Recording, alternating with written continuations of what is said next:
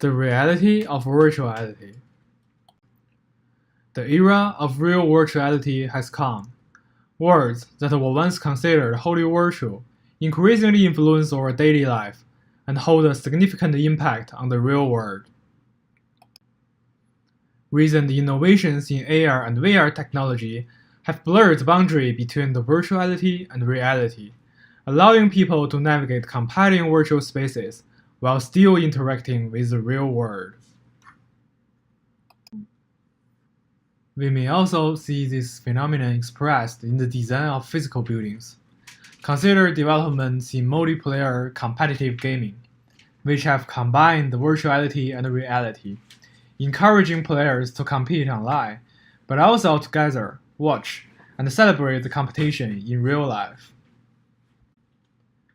In Las Vegas, Seattle, and Toronto, enormous multi-level arenas to host competitive gaming events have been proposed and built.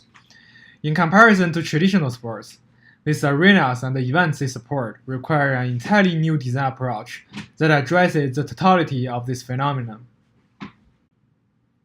For example, existing esports facilities are designed generically, without regards to the nature of the game that they contain or the brand-loyal cultures of the gameplay that they support. This is at odds with the way gaming works, which, as its thesis proposes, instead requires a total design approach. We may see the necessary differences expressed at three scales. First, at the scale of the body, we require an approach to the design of the physical equipment employed by the players. Second, at the scale of the facility, we require an approach to the design of the arena and the staged relationship between the players and the spectators.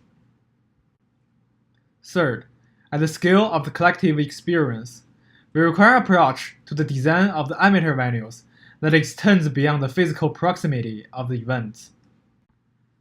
If such a totally designed approach for electronic sporting events were developed, then an entirely new typology may emerge.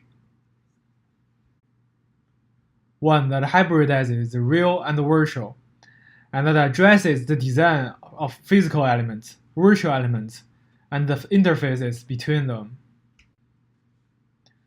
To arrive at this total design, the project must address various scales simultaneously.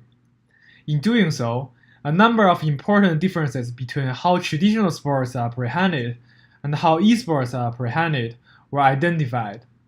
In summary, these are kinesthetic scale, point of view, and collective experience.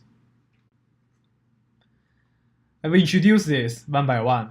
First, kinesthetic scale.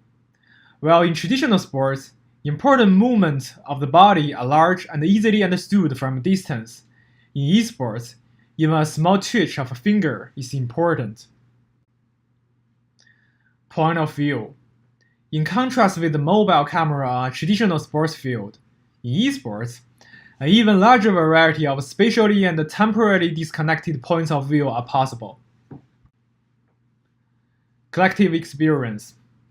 While in traditional sports, there is an important emotional engagement in being physically a part of a crowd, in esports, community must be constructed intentionally. Working within this matrix, the project developed out a series of small isolated vignettes that explores particular combinations of skills and issues.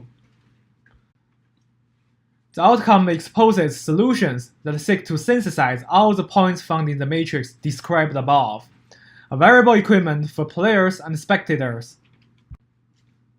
and develops designs for both an esports stadium and a series of small amateur venues. Further, the project addresses the interaction and the communication between the venues, the players, and all the spectators as a community by branding and networking. Insofar as the bonds between the virtual and the real spaces continue to be blurred, architects must begin to transcend this distinction and design for the both worlds simultaneously. This project lays the groundwork for such a new approach.